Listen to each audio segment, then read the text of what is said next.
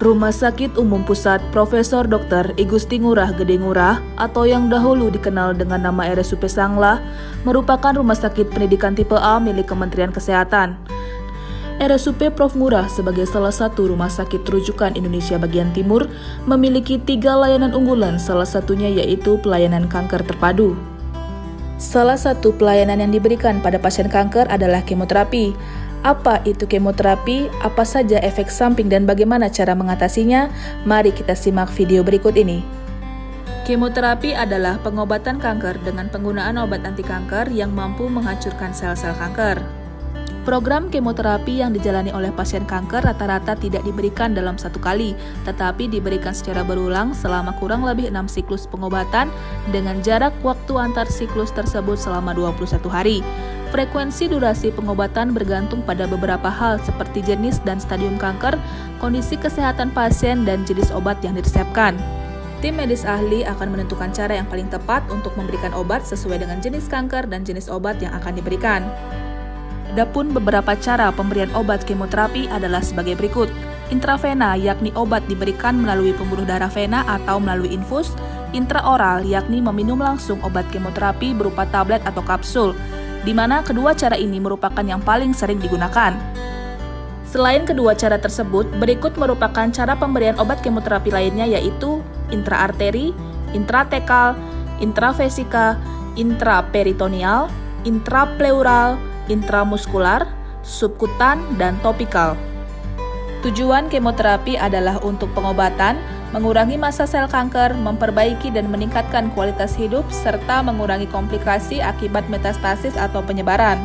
Pasien dinyatakan layak menjalani kemoterapi apabila memenuhi syarat berikut, yaitu keadaan umum pasien cukup baik, pasien dan keluarga mengerti tujuan dan efek samping yang akan terjadi dan menandatangani lembar persetujuan kemoterapi, faal ginjal dan hati yang baik, adanya diagnosis patologik atau pemeriksaan patologi anatomi, jenis kanker diketahui cukup sensitif terhadap kemoterapi, dan hasil laboratorium yang baik ini disesuaikan dengan masing-masing divisi.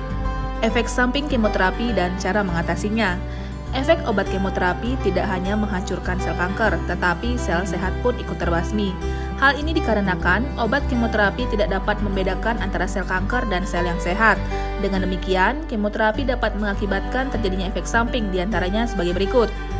Kerontokan rambut diatasi dengan potong rambut menjadi lebih pendek, menggunakan tutup kepala atau rambut palsu untuk menutupi kerontokan, mencuci dan menyisir rambut dengan halus. Mual dan muntah diatasi dengan makan porsi kecil tapi sering, menghindari makanan berlemak, berbumbu, dan beraroma tajam, minum obat mual yang direkomendasikan oleh dokter.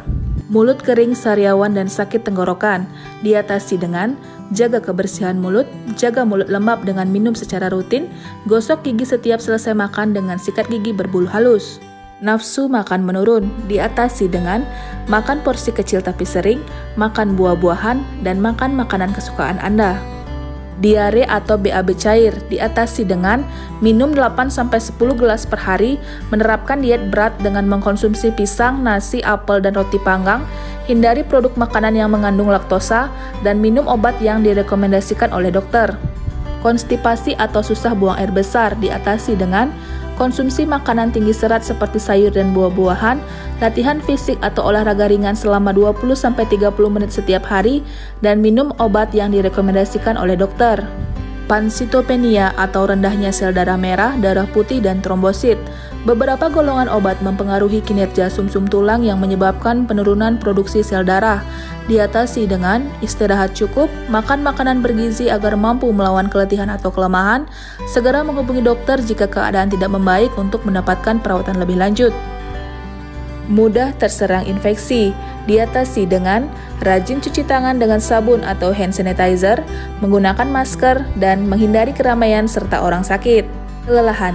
Kelelahan dapat terjadi secara tiba-tiba dan berlangsung dalam beberapa hari. Diatasi dengan batasi aktivitas, tidur minimal 8 jam per hari, dan minta bantuan orang lain untuk melakukan pekerjaan berat.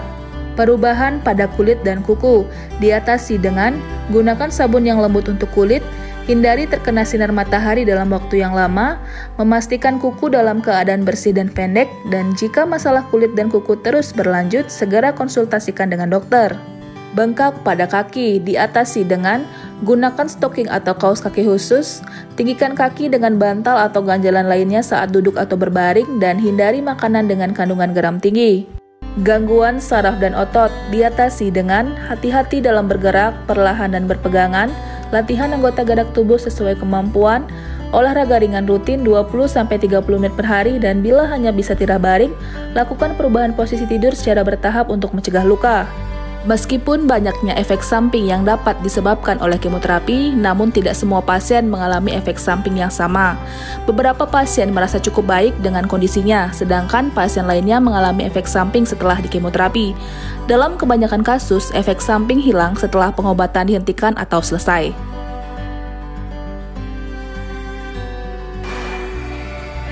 Bila ada semangat, pasti ada jalan. Melawan kanker dengan tekad, kita pasti bisa. Percayalah, harapan itu masih ada dan akan selalu ada.